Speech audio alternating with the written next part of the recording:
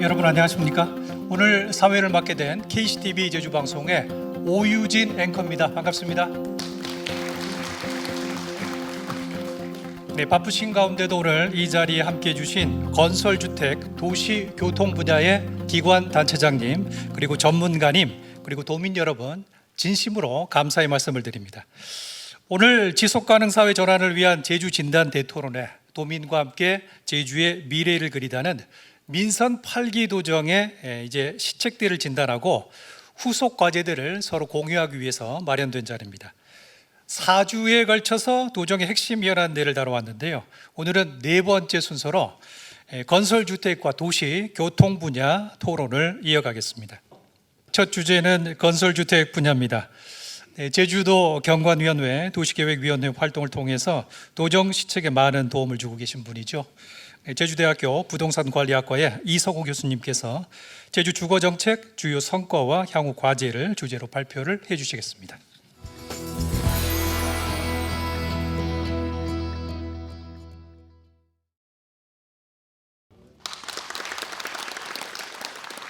네, 방금 소개받은 제주대학교 이성호입니다. 반갑습니다. 제가 발표할 주제는 제주 주거정책 주요 성과와 향후 과제입니다. 자, 도정 내용을 좀 살펴봤습니다. 다행스럽게도 조직, 예산, 사업을 대폭적으로 확대해 주셨습니다. 조직으로는 주택토지과의 2개의 정책팀이 신설되면서 주택 공급 확대 정책을 강화하고 있고요. 공공주택 예산이 22년 대비 약 3배에서 4배까지 올라가고 있습니다. 예산으로 따지면 굉장히 많죠. 그리고 주거복지 예산도 약 50%에서 60%까지 올라가고 있습니다. 이를 바탕으로 해서 많은 사업들이 시행이 됐습니다. 자, 사업 내용입니다. 자, 7,000호 공급이 되고 있고요. 앞으로 더 많은 공급이 필요해 보입니다. 자, 그리고 공공주택, 임대주택이 또 이제 매입 방식이 다양화되고 있습니다. 공급 유형도 3개 유형에서 7개 유형으로 어떻게 보면 수요 맞춤형으로 많이 바뀌고 있고요. 그리고 혹시 마음의 온이라고 브랜드 알고 계십니까?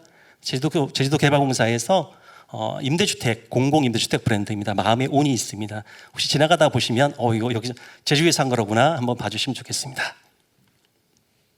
그리고 공공분양주택이 있습니다. 우리가 어떻게 보면 주거사다리 복원이라고 할 수 있는데요. 이걸 토지 임대부 주택인데 이거를 적금주택이라는 표현을 쓰기도 합니다. 적금을 들듯이 여러분이 비용을 내신 다음에 집을 매입할 수 있는 제도가 있고요.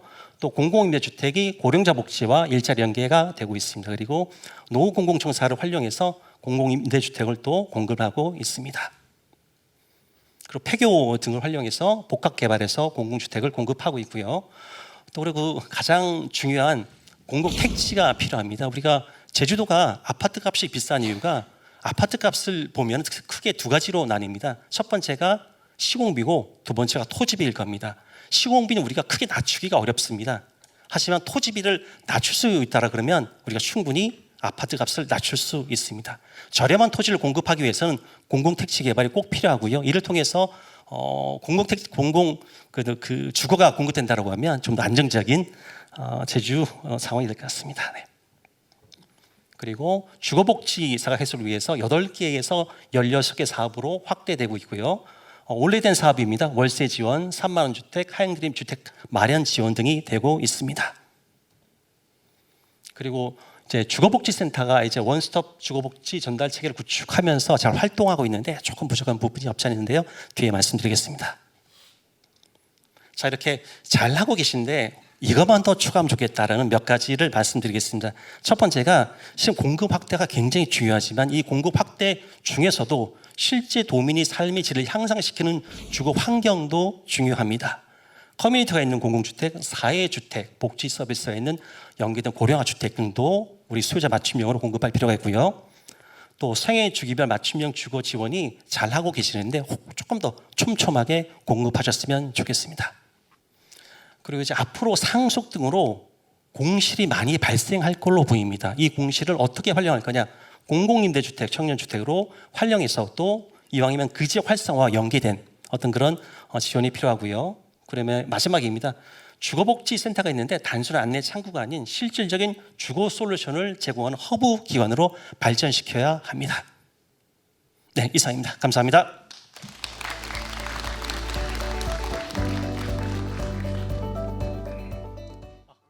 집값, 1인 가구 고령화 이런 상황에서 공공주택 공급이 어느 때보다 필요해지고 있다 강조를 해주셨습니다.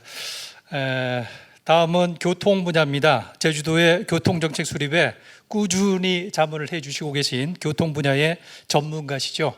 제주대학교 행정학과의 황경수 교수님께서 제주특별자치도의 대중교통 복지 성과와 과제를 주제로 발표를 해 주시겠습니다.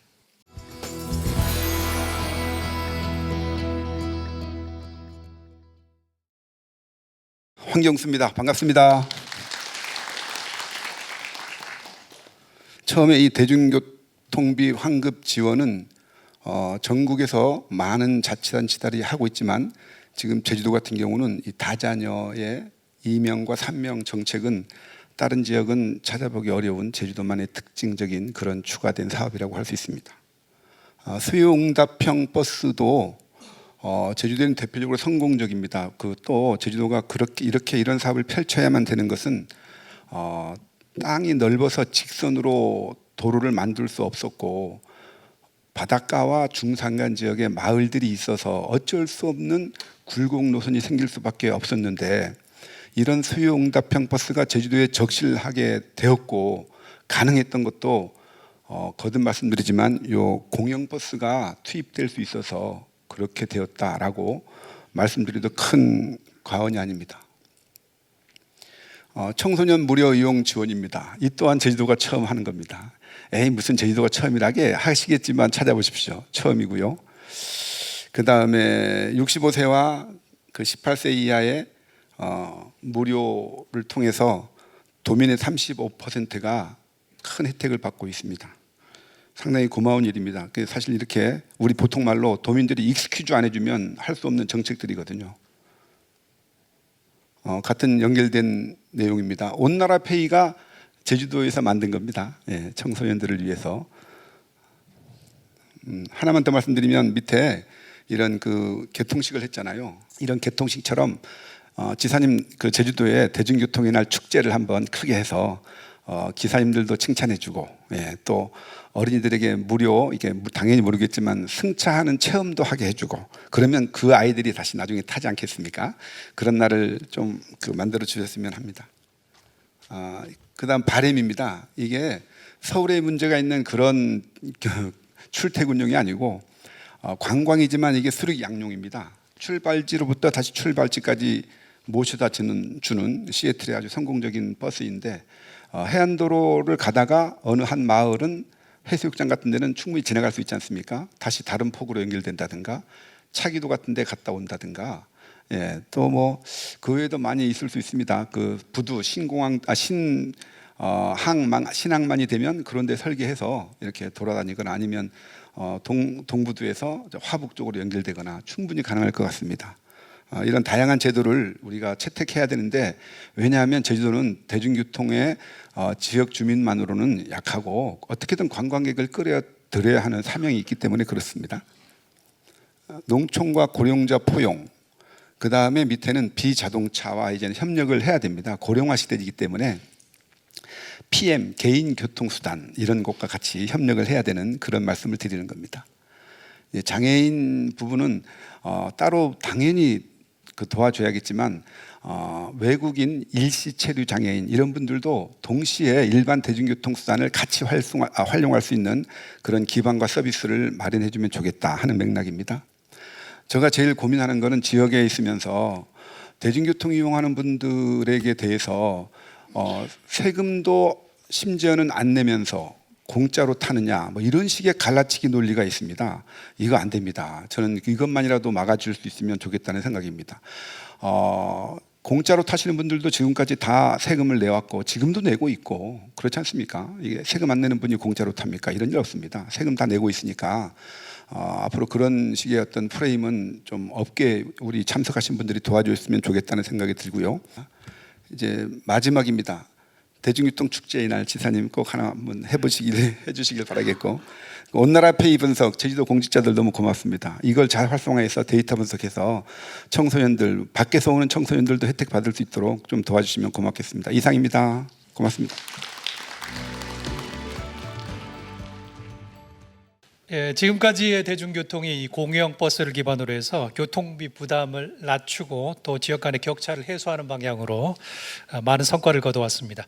따뜻한 말씀을 참 많이 해주셨는데 교통 약자를 포함한 도민 모두가 편리하게 이용할 수 있도록 교통 정책을 계속해서 발전시켜 나가자 이런 말씀을 강조해서 해주셨습니다.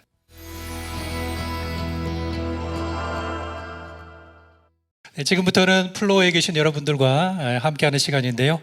오늘 주제는 건설주택 그리고 도시 교통 분야 이렇게 되겠습니다. 지사님 앞서 말씀해 주신 대로 지금까지 다뤄온 4번의 주제 중에 가장 우리 생활과 밀접한 문제를 다루게 되겠는데요. 그래서 현장에서 느끼시는 여러분들의 고민과 아이디어를 오늘 이 자리에서 허심탄회하게 나눌 수 있었으면 좋겠습니다. 네, 누가 먼저 질문을 해 주실까요? 네, 질문해 주실 때는 누구한테 질문하는지 그리고 소속과 성함을 말씀해 주시면 감사하겠습니다. 네. 안녕하세요. 저 대중교통 도민평가단 송지영이라고 합니다. 도지사님께 여쭤보고 싶어서 마이크를 잡게 되었습니다. 도민의 교통복지 증진을 위하여 어린이와 청소년을 대상으로 온나라페이 제주 교통복지카드가 보급되어 있는 것으로 알고 있습니다. 온나라페이 제도의 도입 목적은 무엇이며 향후 이 제도를 통하여 우리 도가 달성하고자 하는 정책적 방향과 구체적인 추진 계획은 어떠한지 답변하여 주시기 바랍니다. 네, 좋은 질문 감사합니다. 첫 질문부터 어려운 질문을. 우선 제주도가 준공영제를 실시하면서 대중교통 이용률이 제가 취임하기 직전에 보니까 2022년에 보니까 14%의 대중교통 수송 분담률이 있었습니다. 그래서 이 대중교통 수송 분담률을 앞으로 어떻게 높여 나가느냐가 제주도정의 가장 중요한 겁니다. 왜냐하면 탄소 중립을 낮추려고 하면 자가용 이용률을 낮추는 게 중요하거든요. 그러면 대중교통으로 이제 이동을 해야 되는데 그 이동을 어떻게 하게 할까 하는 부분이 가장 중요한 거죠. 그래서 수송 분담률을 높이려면 타는 사람이 많아야 되는데 저희 도민의 35%가 무료로 버스를 이용할 수 있도록 시스템을 만든 겁니다. 65세 이상 어르신에 대해서 또 12세 이하 우리 어린이에 대해서 또 청소년에 대해서까지 올 8월 달부터 시행이 됐으니까 35%가 무료 버스를 이용하게 됐습니다. 그 중에서도 온나라페이가 주는 의미는 뭐냐면 우리 제주도에 맞게끔 결제 시스템을 새로 만들었다 이렇게 이해를 하시면 될 것 같습니다.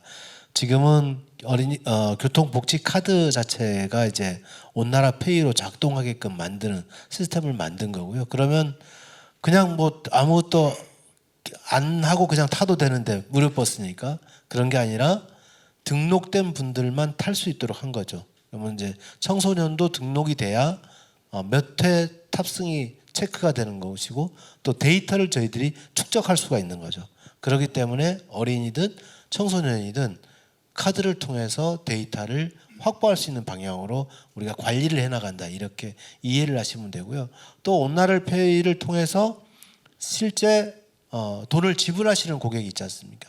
이분들도 데이터가 쌓이게 되는 겁니다. 그래서 대한민국의 모든 카드 회사들이 제주도의 이러한 데이터를 축적하는 방식에 대해서 매우 관심을 많이 갖는 것이고 저희들과 다양한 방향에서 협약을 맺고 싶어하고 협력을 맺고 싶어 하는 겁니다. 그래서 지금은 이걸 통해서 외국 관광객도 온나라페이를 통해서 결제를 할 수 있도록 시스템을 만들어가고 있는 것이고요.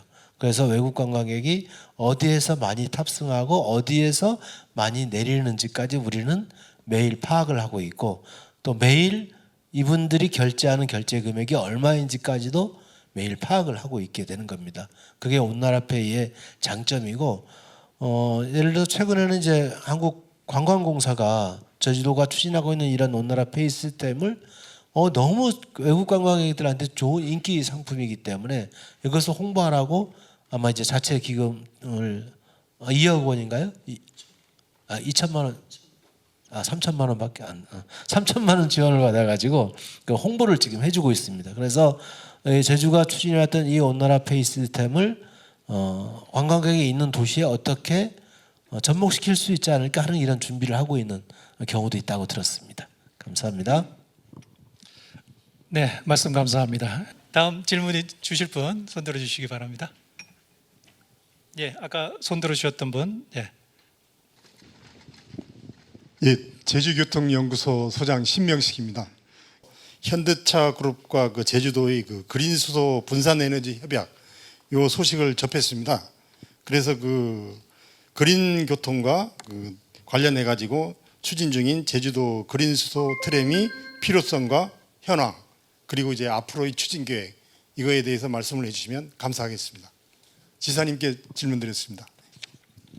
수소 트램 관련해서는 저희들이 대중교통의 새로운 수단이 필요하다라는 생각을 좀 했습니다. 예를 들면 다른 지역 같은 경우에는 지하철이라는 그 대중교통 수단이 있기 때문에 대중교통 수송 분담률을 대폭적으로 높일 수가 있었습니다. 그래서 뭐 서울 같은 경우는 거의 45%, 50% 이상이 대중교통 수송 분담률이죠. 대부분 지하철을 타거나 대부분 버스를 타서 이동하는데 그게 일반화됐어요. 근데 우리는 아까도 얘기했지만 14%, 원래 우리가 15% 정도 됩니다. 이것을 앞으로 어떻게 더 높일까를 생각하려면 새로운 교통수단이 확보되지 않고는 이 수송 분담률을 높이기가 어렵다고 저는 판단을 했던 거고, 그래서 지하철은 비용이 워낙에 많이 들기 때문에 지하철과 비슷한 효과를 낼 수 있는 교통수단이 우리는 수소 트램이라고 판단을 했고, 타당성 조사를 해봤더니 BC가 나오는 조건이 만들어진 겁니다. 그래서 국토교통부와 협의해서 이것을 이제 내년에 이제 예타를 통해서 결정이 되게 되면 2026년 부터 이제 사업을 시작할 수 있는 여건이 마련될 것 같습니다. 그런 과정을 법률에 의거해서 밟고 있다는 말씀을 드리고요. 그다음 두 번째로 중요한 건 뭐냐면 그린수소 글로벌 허브 구축을 하겠다고 2022년 9월에 제가 발표를 했고, 그리고 최근에는 현대자동차 그룹과 그린수소 도시 허브 도시 구축과 관련된 업무 협약을 맺었습니다. 그 내용 중에는 수소를 생산하고 보급하고 활용하는 이 전주기 시스템이 저희도에 잘 확충이 돼 있어야 하는데, 우리는 지금 현재 예를 들어서 하루에 전기를 한 톤 정도 생산을 한다고 칩니다.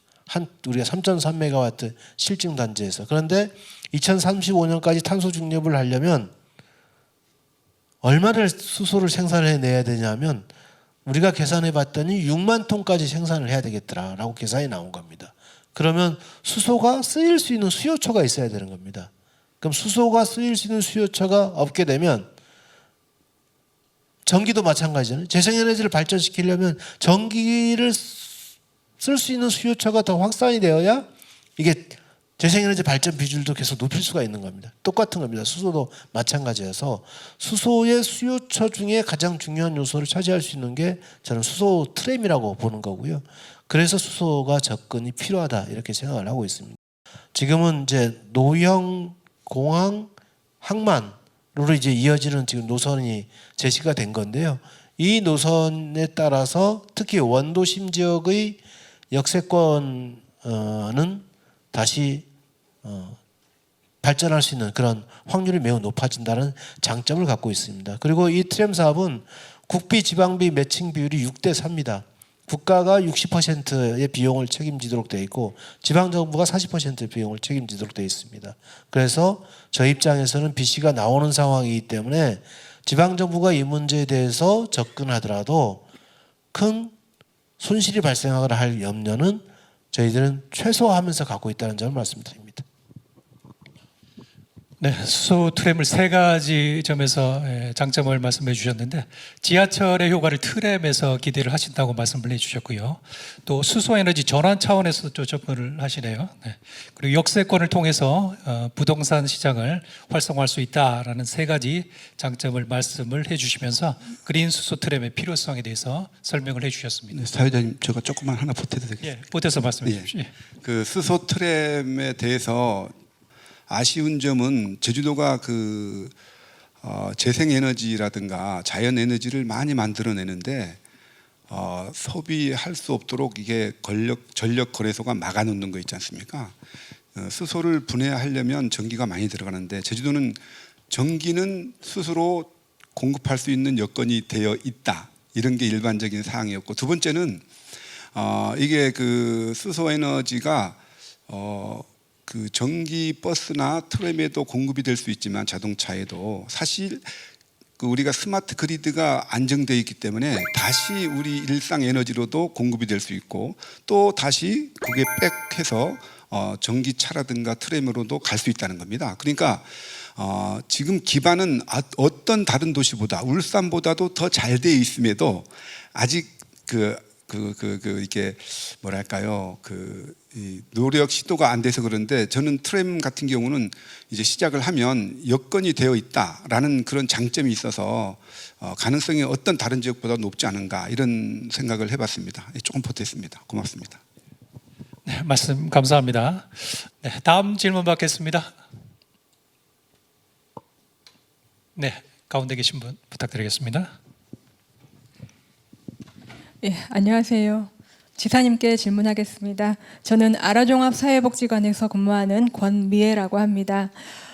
제주도정은 민선 8기 공공주택 7,000호를 공급하겠다는 공약을 발표하였고, 제주개발공사 등과 협력해서 공공임대와 공공분양주택 공급이 추진되고 있다는 내용을 언론 보도를 통해서 조금은 알고 있습니다.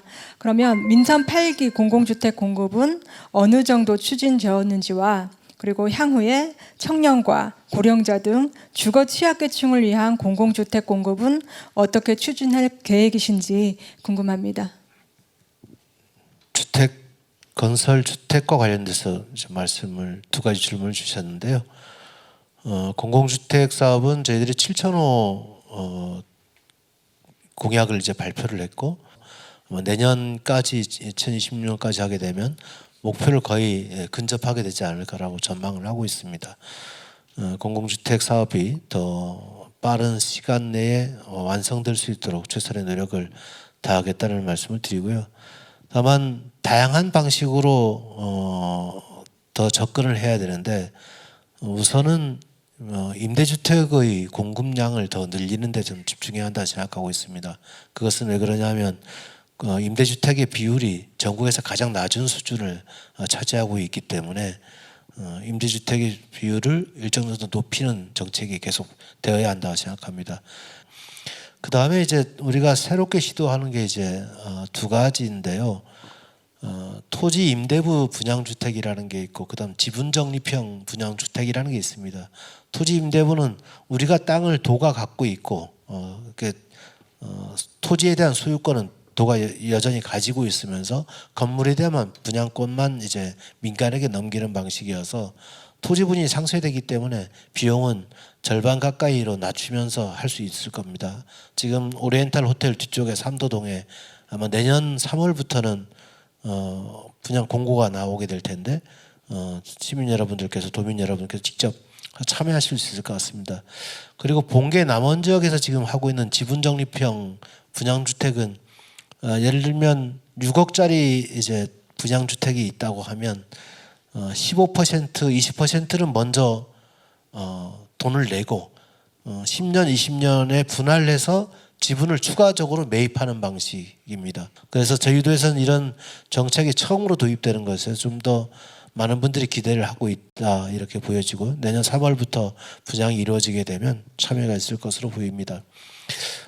그 다음에 이제 앞으로 우리가 주목해야 될 게 주거복지 정책입니다. 주거복지 분야에 있어서 지난 2022년보다 지금 60% 이상 예산을 확충하면서 저희들이 집중하고 있는 이유 중에 하나도, 삶의 질을 개선시키지 못하면 청년 인구가 유출되는 이것을 막을 수 없다, 이렇게 좀 보고 있습니다. 그래서 청년 주거비 지원 정책을 좀 하고 있는데, 가장 중요한 게 청년분들에 대한 월세 지원 정책을 하고 있고, 그 다음에 하영드림 정책이라고 해서 대출 1.5% 이자를 우리가 부담해주는 정책을 좀 펼치고 있습니다. 그리고 지금 월세 3만 원 정책이라고 해서 임대주택인 경우에 임대료를 예를 들어서 25만 원을 내고 있다 그러면 3만 원을 제외한 22만 원에 대해서는 도가 부담을 해주는 정책입니다.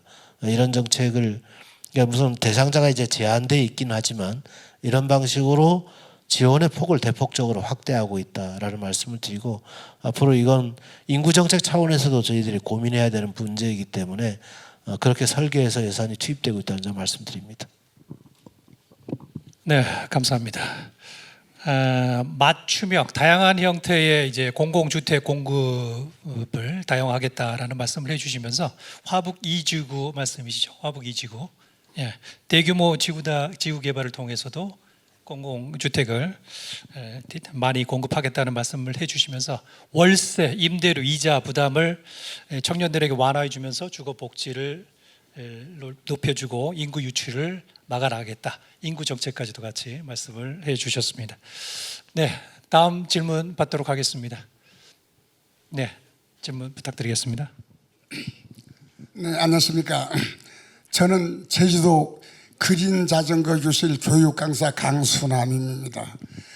제가 2017년도부터 주장해 온 게 그 지사님도 아마 지사님실에 가서 제가 말씀드린 거 기억나죠? 예.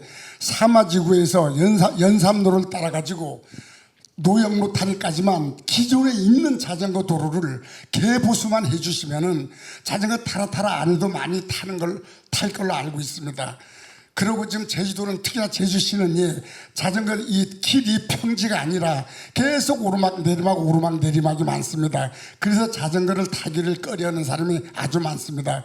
그래서 한 2, 3년 전부터 전기자전거를 그러면 사라 그래서 1년에 300명인가 이제 50만 원씩 지원해 주면서 전기자전거를 이제 사라고 하는 걸로 알고 있습니다. 그래서 전기자전거 살 사람은 많은데 돈이 한정되어 놓으니까 타고 싶어도 안 됩니다. 그래서 저 지금은 그 전기자전거를 타고 시내 다니는 거 지사님도 많이 봤을 겁니다.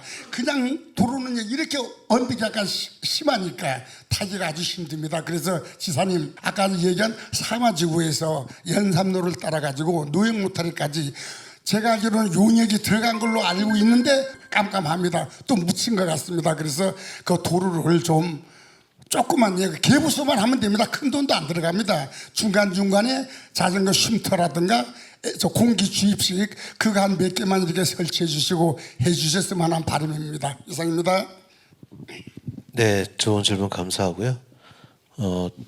저희 입장에서 가장 좋은 게 도보 이동과 자전거 이동입니다. 이게 돈이 가장 적게 드는 거기 때문에 제 입장에서 가장 많이 이동 수단으로서 많이 채택되기를 바라는 겁니다. 그렇기 때문에 도보의 편의성과 자전거 이용의 활성화를 이룰 수 있는 일을 하면 예산이 저는 충분히 투입돼야 한다는 말씀을 드리고요. 사마지구에서 노영까지의 기존 자전거 도로를 보수하는 부분은 당연히 해야 될 겁니다. 그런데 제가 직접 자전거를 타고 도청까지 출근을 해봤더니 기존 자전거 도로를 보수한다고 해서 해결될 문제가 아닌 게 너무나 많습니다. 그래서 중요한 건 자전거 전용 도로를 만드는 게 가장 핵심이라고 보여지고요. 우선은 이제 기존 자전거 도로를 좀 보수는 하겠습니다만은 인도로 지금 만들어진 데를 억지로 지금 자전거 도로라고 표현을 한 겁니다. 그래서 실제 자전거 도로는 아닌 겁니다. 그래서 실제 자전거 도로가 되려면 자전거 전용 도로가 돼야 돼서 그 부분을 어떻게 할 것인지 지금 고민을 하고 있습니다. 그래서 도로 다이어트라는 게 있습니다. 예를 들어서 3차선을 2차선으로 줄이는 건데 그런 과정을 통해서까지 자전거 도로를 확충할 것인지 하는 지금 용역을 진행하고 있는 것으로 알고 있습니다. 그래서 그런 내용들이 어떤 방식으로 보완되고 또 대중교통 이용자의 편의성을 증진시키면서도 자가용 이용자들의 불편함을 최소화하면서 이 정책을 성공적으로 끌고 갈까는 좀 어려운 대목이 있습니다. 그래서 그런 부분들도 더 도민 여러분들과 더 많이 토론하면서 정책을 결정해 나가겠다는 말씀드립니다. 네. 예. 다음 질문 누가 해주실까요? 예.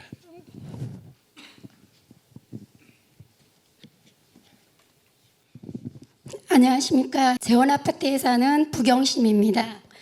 언론을 통해 고도화나 정책이 통해서 발표되어 재개발 재건축에 도움이 된다고 많은 기대를 하고 있습니다.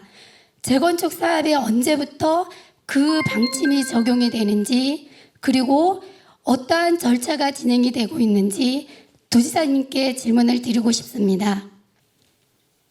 앞으로는 이 압축 도시로 저는 가야 된다고 생각합니다. 예를 들어서 이미 기개발이 되어 있는 곳은 더 많은 기능이 가능하도록 설계하는 것이 맞다. 그래서 새로운 공간을 굳이 확보하지 않더라도 그 속에서 여러 가지 생활의 편의성을 증진시키는 방향. 이게 이제 어떻게 보면 15분 도시 조성의 맥락과 함께 우리가 이해할 수 있는 측면이 있을 겁니다.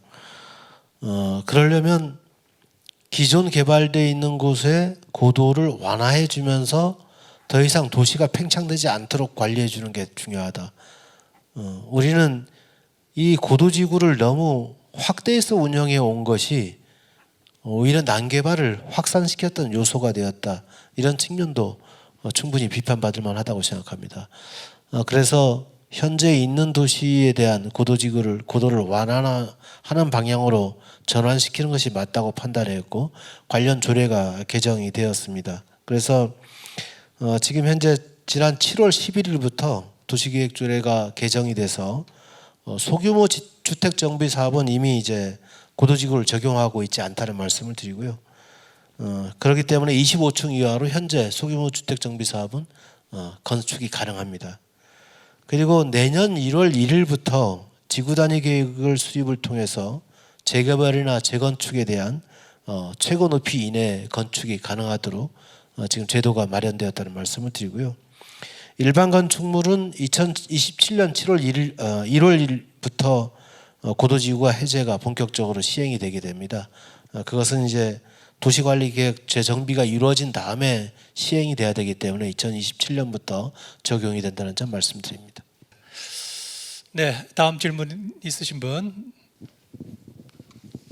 예, 안녕하십니까. 저 마음에 온 건입 그 행복주택 입주해서 살고 있는 이창현이라고 합니다. 제가 최근에 뉴스를 보면서 좀 개인적으로 충격받은 기사가 하나 있는데요. 올 들어서 이제 제주 지역 인구 순유출이 3,500명을 넘어섰고 유출된 인구 중에 절반이 20대라고 합니다.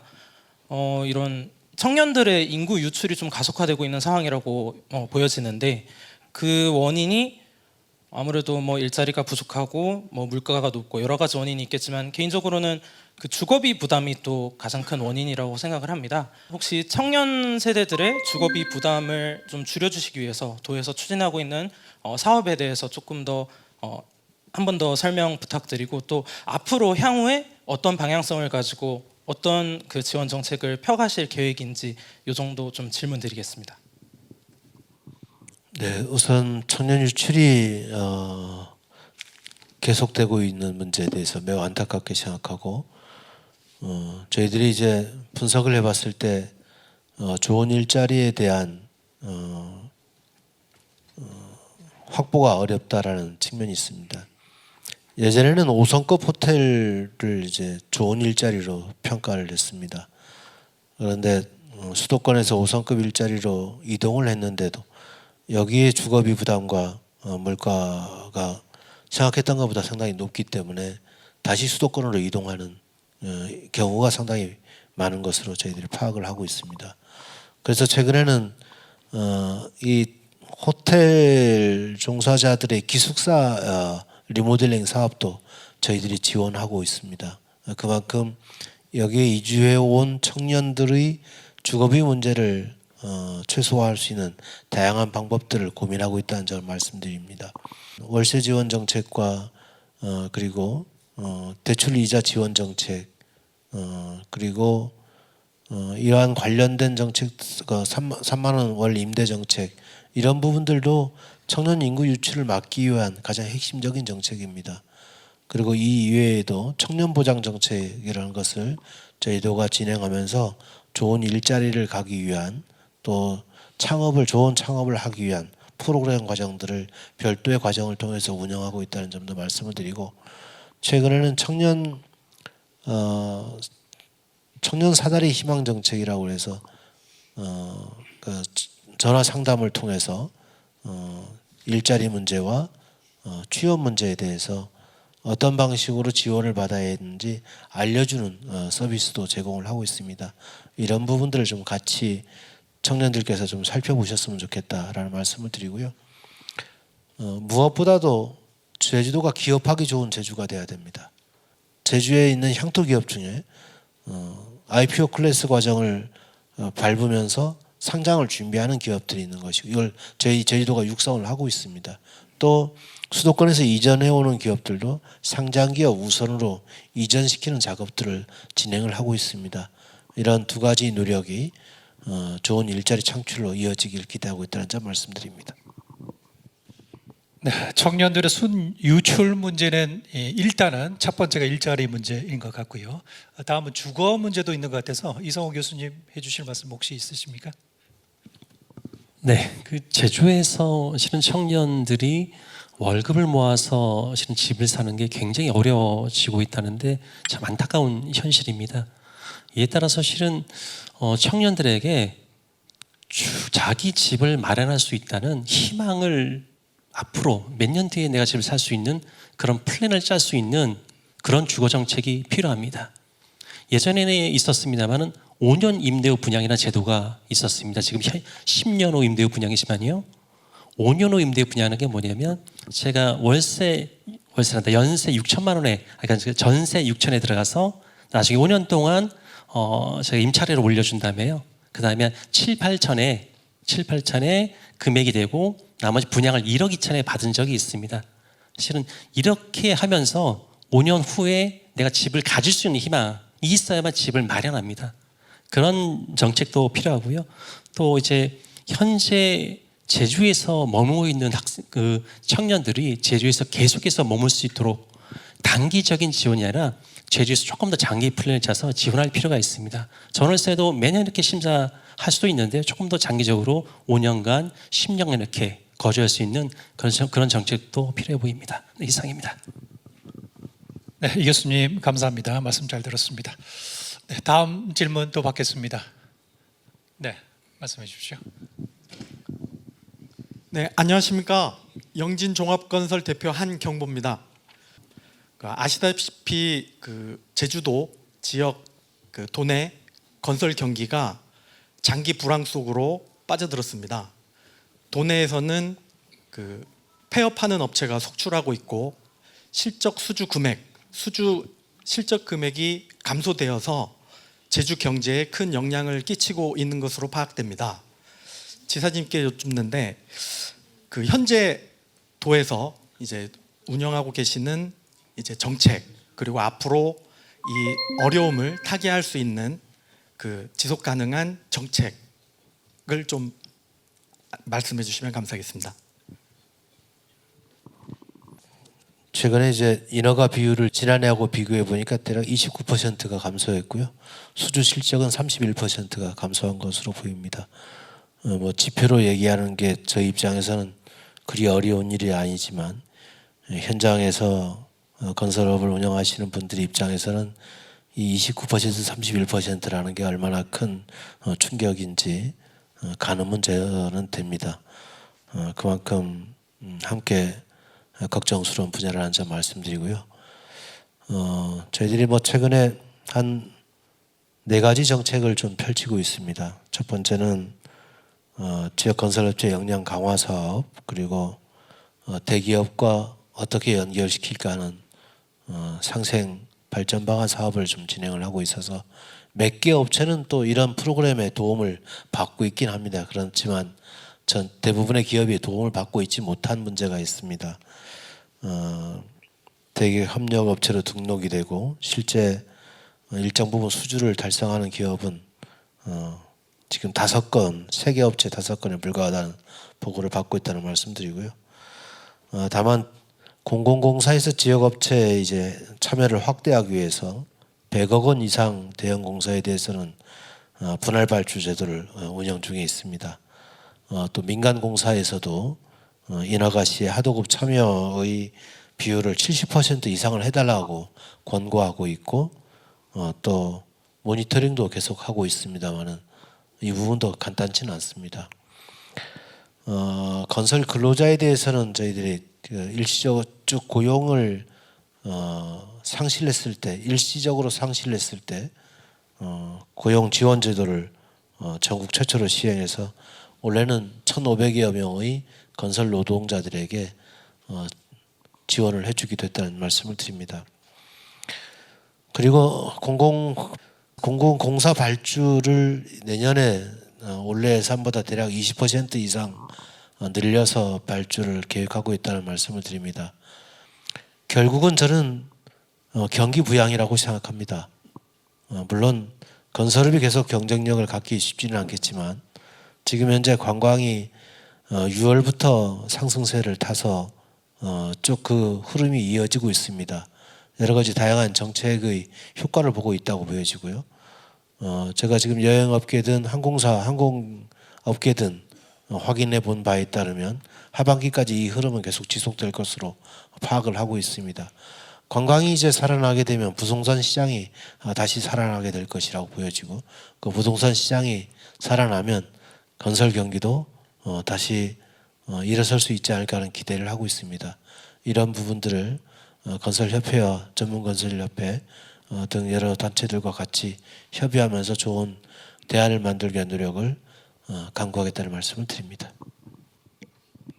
네, 역시 건설 경기 살리는 일이 쉬운 일이 아니죠. 이 경기가 살아야 건설까지 이제 효과가 갈 텐데 일감 확보를 통해서 또 상생 방안들을 마련해서 지역 업체들이 참여할 수 있는 기회를 직접 만들고 직접 지원을 확대하는데 노력하겠다 이렇게 말씀을 해주셨습니다. 주제를 조금 한번 지정해 볼까요? 그 차고지 증명제에 대해서 혹시 질문하실 분이 계십니까? 네.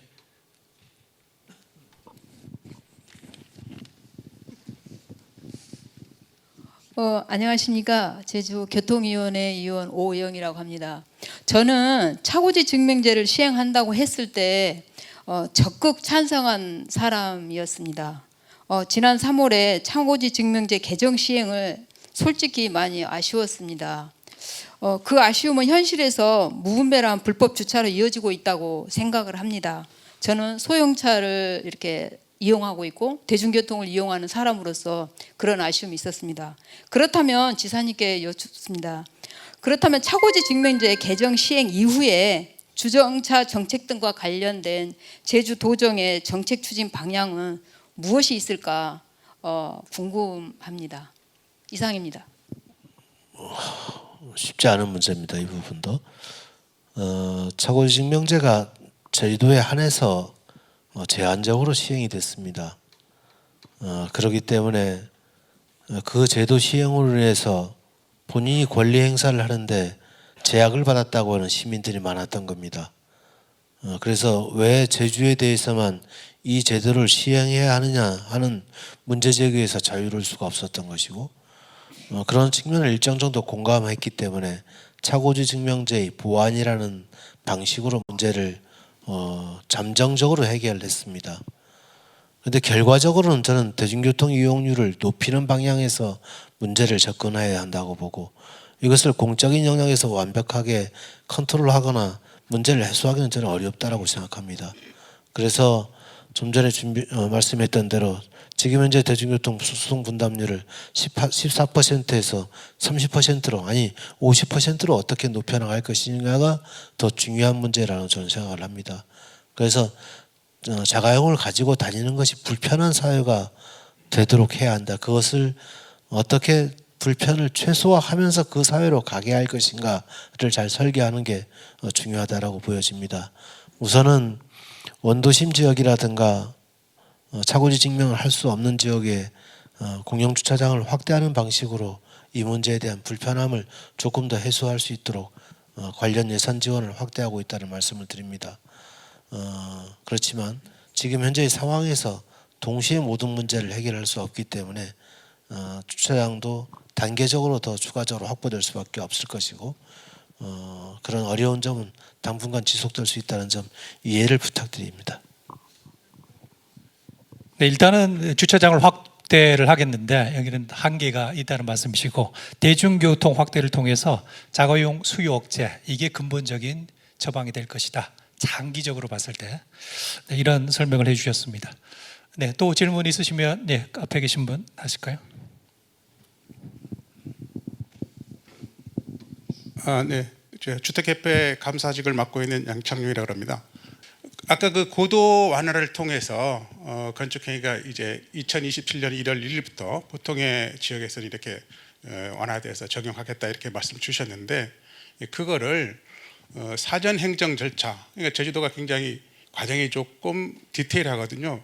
경관, 뭐 건축 여러 가지 심의 제도가 있는데 그거를 허가 완료일로 조금 해석해서 공지를 좀 해주시면 최소한 6개월이나 9개월 정도 뭐 설계라든지 계획이라든지 이런 경제적인 파급 효과가 나타날 것 같아서 대부분의 이 사람들은 그걸 심의를 접수하면 접수 일이싱일로 해석을 해서 27년 1월 1일부터 해석하는 게 관리니까 그거를 행정 사전 행위 절차는 사전에 시행해서 경제 활성화가 조금 앞당겨질 수 있도록 이렇게 조금 해석을 조금 배려해 줍자 이런 게 첫 번째 말씀드리는 거고요.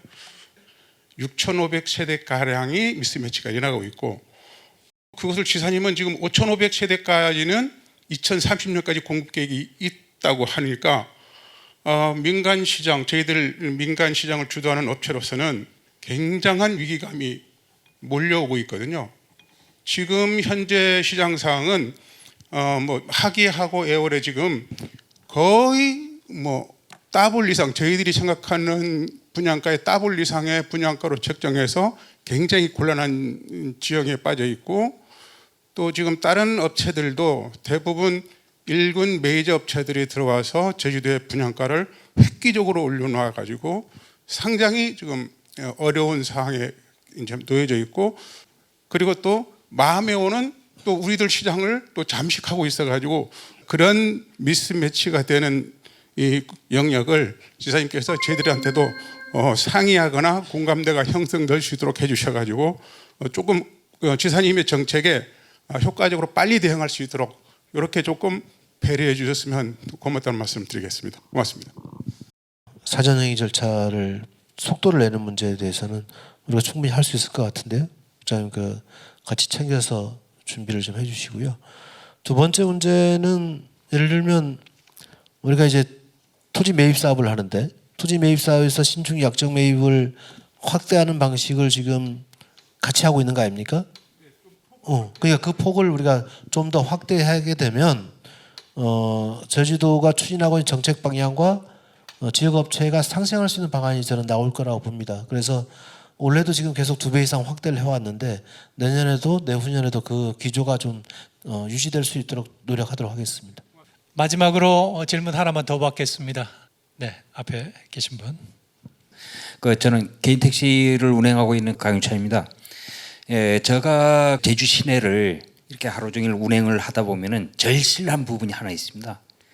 이 그 큰 도로에 있는 데들은 어쨌든 신호를 준수하고 다니면은 소통이 원활한데 이 그 골목길 같은 데는 다녀보면은 차가 막혀가지고 그 소통을 하기가 진짜 힘듭니다. 그래가지고 이러한 부분들을 저는 대안을 생각해 본 게 골목길 부분을 우리 제주 시내 동지역에 한해서만이라도 일방 통행 제도를 확대 시행을 해주셨으면 고맙겠다는 그런 말씀입니다. 왜냐하면은 제가 다니다 보면은 지금 우리 제주 시내에 보면은 법원 뒤쪽에는 조그만 구간이라도 일방 통행이 지정이 돼 있어가지고 그쪽 안을 다니면은 소통이 굉장히 편안합니다.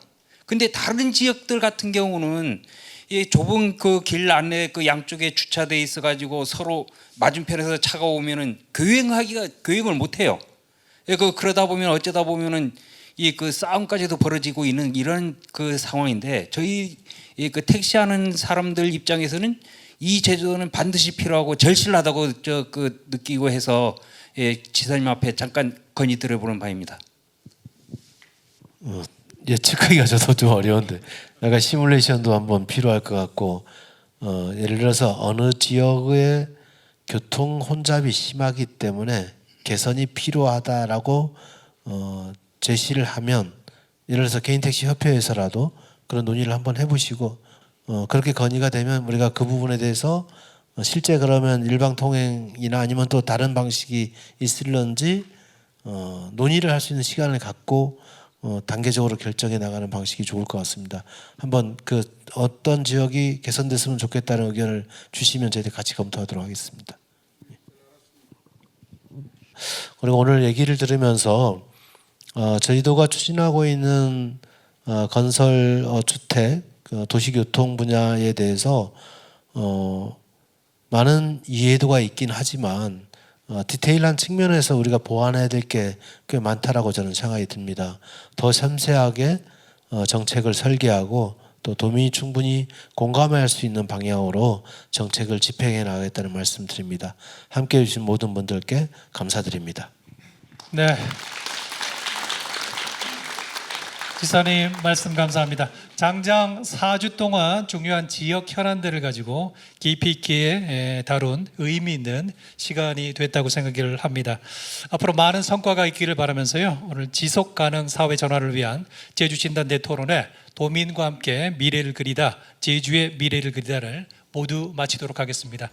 오늘 참석해 주셔서 대단히 감사합니다. 고맙습니다.